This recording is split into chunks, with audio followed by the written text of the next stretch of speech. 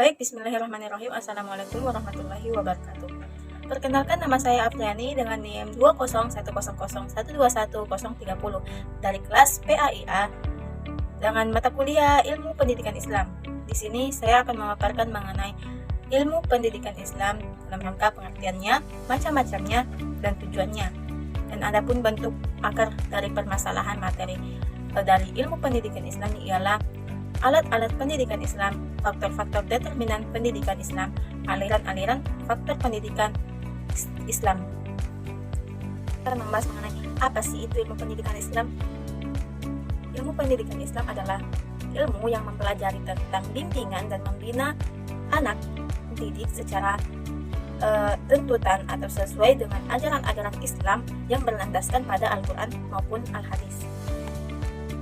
Adapun definisi pendidikan menurut para ahli diantaranya ialah Ahmad Demarimba mendefinisikan pendidikan sebagai bimbingan atau pimpinan secara sadar oleh si pendidik terhadap perkembangan jasmani dan rohani si terdidik menuju ke terbentuknya kependidikan dan kepribadian yang utama. Adapun menurut Lodge, yaitu mengemukakan bahwa pendidikan itu menyangkut seluruh pengalaman orang tua mendidik anaknya, juga sebaliknya guru mendidik muridnya, juga sebaliknya tuan mendidik anjingnya, juga sebaliknya. Dalam pengertian luas, pendidikan adalah kehidupan dan kehidupan adalah pendidikan. Dan seperti faktanya memang seperti itu. Kita masuk selanjutnya kepada pengertian alat-alat pendidikan Islam. Secara umum, dapat dikatakan bahwa alat-alat pendidikan Islam ini berupa media sarana atau fasilitas yang dapat menunjang kelancaran dalam proses pembelajaran. Adapun menurut para ahli, yaitu Ahmad Tafsir menyebutkan peralatan pendidikan bahwa semua yang digunakan guru dan murid dalam proses pendidikan mencakup perangkat keras, gedung sekolah, laboratorium, serta administrasi pendidikan. Adapun menurut Derajat 1996 menyatakan bahwa alat-alat pendidikan adalah segala sesuatu bentuk alat yang dapat dikenal saat ini melalui media pendidikan baik berupa audio maupun video sebagai sarana peraga untuk prasarana pendidikan. Adapun menurut Indra Kusumo juga menyebutkan bahwa langkah-langkah yang ditempuh demi kelancaran proses pelaksanaan pendidikan disebut alat-alat pendidikan. Adapun menurut para ahli ialah menurut teori Abudin-Nata tentang fleksibilitas tujuan pendidikan dengan frasa kunci arah tertentu yang dikehendaki digunakan untuk mendekati berbagai definisi pendidikan yang telah ada, maka pengambilan frasa sesuai dengan nilai-nilai pengambilan frasa dalam Islam ke dalam berbagai definisi pendidikan itu sendiri, ke dalam berbagai yang akan mengukuhkan definisi pendidikan itu sebelumnya bersifat umum menjadi salah satu definisi pendidikan Islam. Jadi, pengertian pendidikan Islam seutuhnya sebenarnya dibangun dari kombinasi penelitian terminologi pendidikan dan Islam secara sinergis. Jelasnya, pendidikan Islam ini tidak lain adalah usaha sadar secara sistematis yang mendorong terjadinya proses belajar dan penyesuaian individu-individu secara terus-menerus terhadap nilai-nilai budaya dan cita-cita belajar dan masyarakat berdasarkan tuntunan nilai-nilai Islam, yaitu melalui pendidik, baik pendidik itu di sekolah yaitu guru, baik pendidik itu di rumah yaitu orang tua, maupun di lingkungan masyarakat yaitu masyarakat itu sendiri. Itulah tadi materi tentang pengertian alat-alat pendidikan Islam. Selanjutnya, fungsi alat pendidikan. Menurut Derajat, fungsi alat pendidikan terbagi menjadi 4, yaitu fungsi edukatif, fungsi sosial, fungsi ekonomi, fungsi seni budaya. Dan menurut para ahli yaitu Arsyad membagi fungsi alat pendidikan secara 4, yaitu ada fungsi atensi media visual, fungsi afektif media visual, fungsi kognitif media visual, dan fungsi kompensator. Dari beberapa pandangan mengenai fungsi media pendidikan, di samping itu dapat disimpulkan bahwa media pendidikan berfungsi untuk memperlancar proses belajar mengajar. Di samping itu juga dapat menambah minat dan perhatian siswa agar dapat menerima pelajaran dengan sedemikian rupa, dan dapat dikatakan bahwa hubungannya dengan guru dan siswa merupakan elemen penting untuk kelancaran dalam dunia pendidikan. Baiklah, materi selanjutnya yaitu urgensi alat-alat pendidikan. Alat-alat pendidikan mempunyai peranan penting sebab merupakan jembatan yang menghubungkan pendidikan dengan anak didik, tujuannya untuk menuju ke tujuan pendidikan Islam, yaitu terbentuknya kepribadian seorang muslim. Adapun macam-macam alat pendidikan ialah alat pendidikan yang bersifat material seperti gedung sekolah, laboratorium, alat peraga seperti 2 dimensi, 3 dimensi untuk mempraktekkan ya sebagai alat peraga. Dan adapun alat pendidikan yang bersifat non material ialah pergaulan, kewibawaan, pembiasaan, pengawasan, perintah, larangan, dan ganjaran. Jadi dapat disimpulkan bahwasanya alat atau media pendidikan dalam perspektif pendidikan Islam adalah tindakan atau perbuatan dan situasi atau benda yang dengan sengaja diadakan untuk mencapai tujuan pendidikan. Alat ini biasanya digunakan sebagai alat peraga, sedangkan yang tidak berupa benda dapat berupa situasi pergaulan, perbuatan, teladan, nasihat, bimbingan, contoh, teguran, anjuran, ganjaran, perintah, tugas, ancaman, maupun hukuman yang digunakan untuk mencapai tujuan pendidikan. Sekian materi dari alat-alat pendidikan Islam. Selanjutnya, mari kita simak materi berikutnya. Baiklah, adapun materi selanjutnya yaitu faktor-faktor determinan dalam pendidikan Islam. Pengertian faktor determinan dalam pendidikan Islam. Dapat dipahami bahwasanya faktor determinan adalah hal yang menjadi penentu terjadinya sukses atau tidaknya sesuatu. Sedangkan kata pendidikan berarti proses, cara, pembuatan, mendidik melalui upaya bimbingan, pengajaran, dan pelatihan. Islam adalah agama yang diajarkan oleh Nabi Muhammad SAW. Jadi, pendidikan Islam adalah proses atau cara mendidik berdasarkan ajaran Islam, dan berdasarkan berbagai arti kata tersebut dapat dipahami bahwa satu faktor determinan adalah sesuatu yang menentukan keberhasilan pendidikan Islam. Adapun menurut Sulaiman, faktor determinan dalam pendidikan Islam adalah satu faktor yang tegas menentukan bahwa final sifatnya dalam satu relasi, sebab akibat sebagai upaya mencapai tujuan pendidikan. Jadi, faktor determinan dalam pendidikan Islam adalah berbagai hal yang sangat mendukung satu sama lainnya sebagai penentu keberhasilan dalam pendidikan Islam. Adapun faktor-faktor determinan dalam pendidikan Islam ialah yang pertama faktor tujuan, faktor pendidik, faktor peserta didik, faktor alat, dan faktor lingkungan.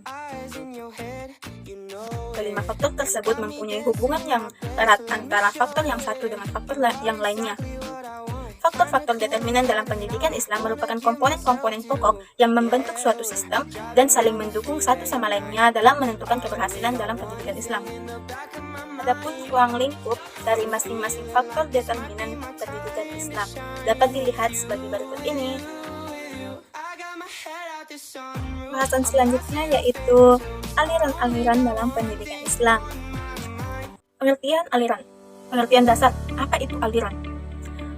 Pendidikan Islam, etimologi aliran ialah bentuk nominah dari kata alir yang kemudian mendapat akhiran an yang berarti haluan, pendapat, dan paham.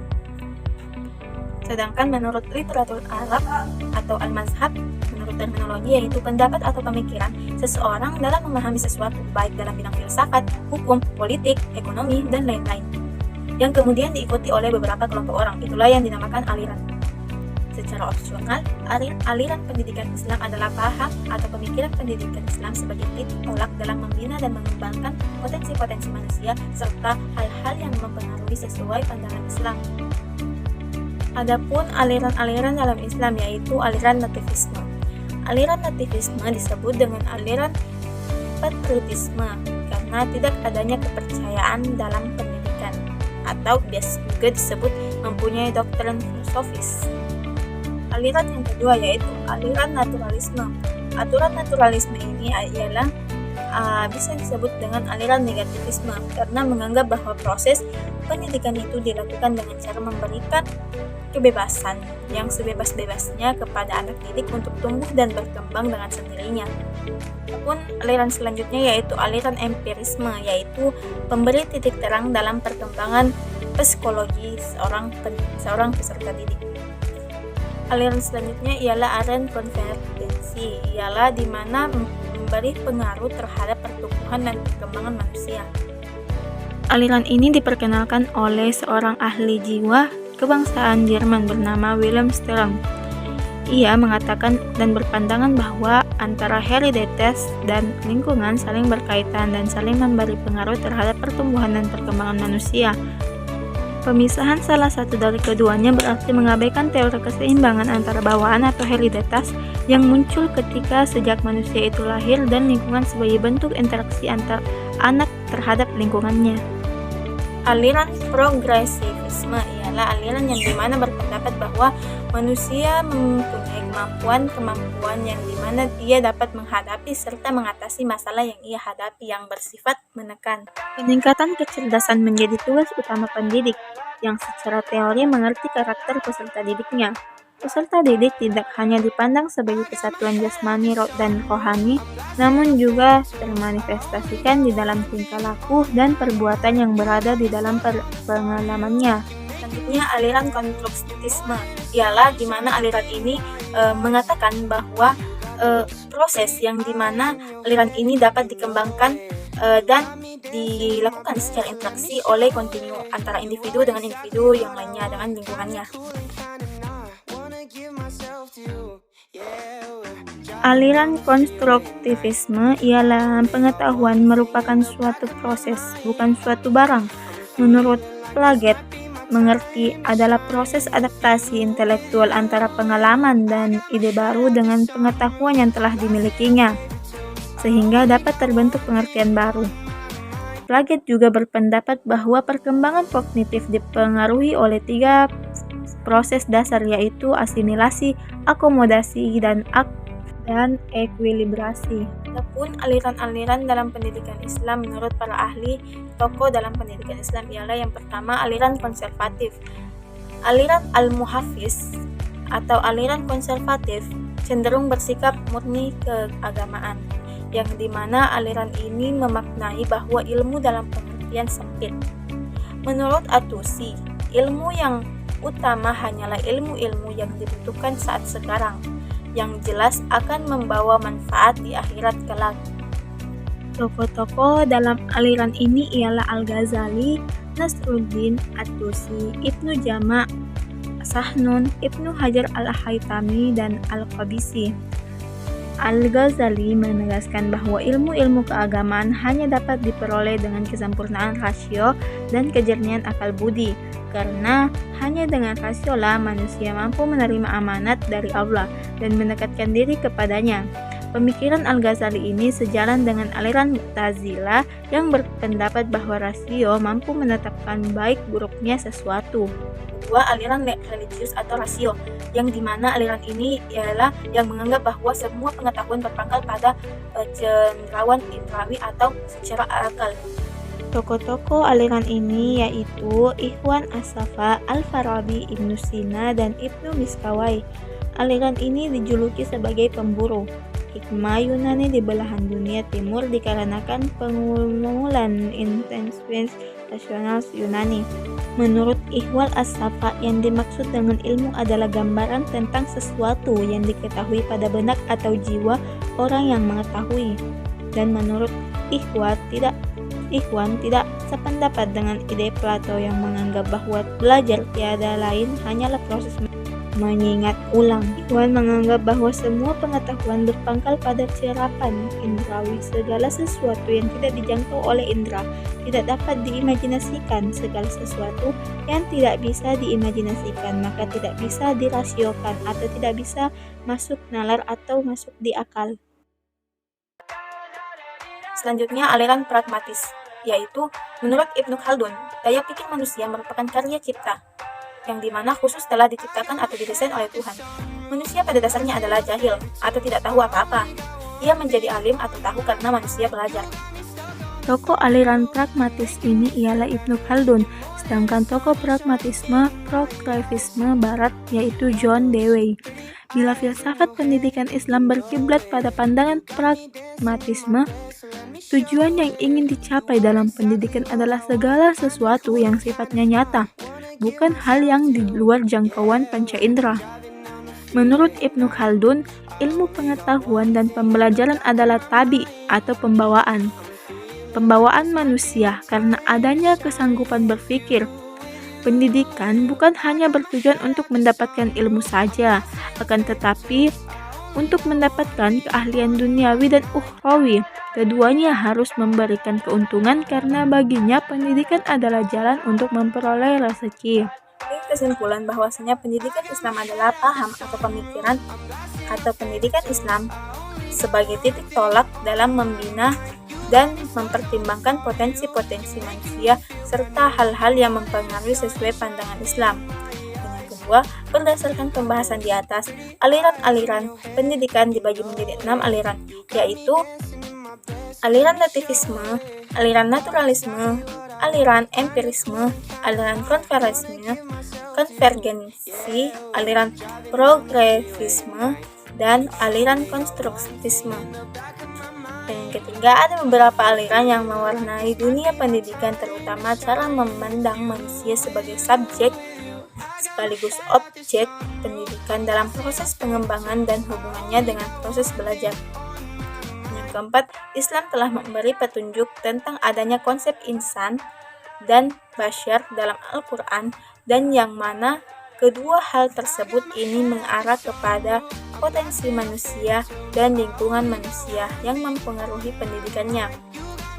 Dan yang terakhir yaitu tokoh-tokoh pemikir Islam dalam mengajukan tentang visinya dalam pendidikan Islam mengarah kepada aliran konvergensi yang mengakui adanya penyatuan kedua hal itu berpengaruh dalam kehidupan manusia sebagai objek atau manusia didik.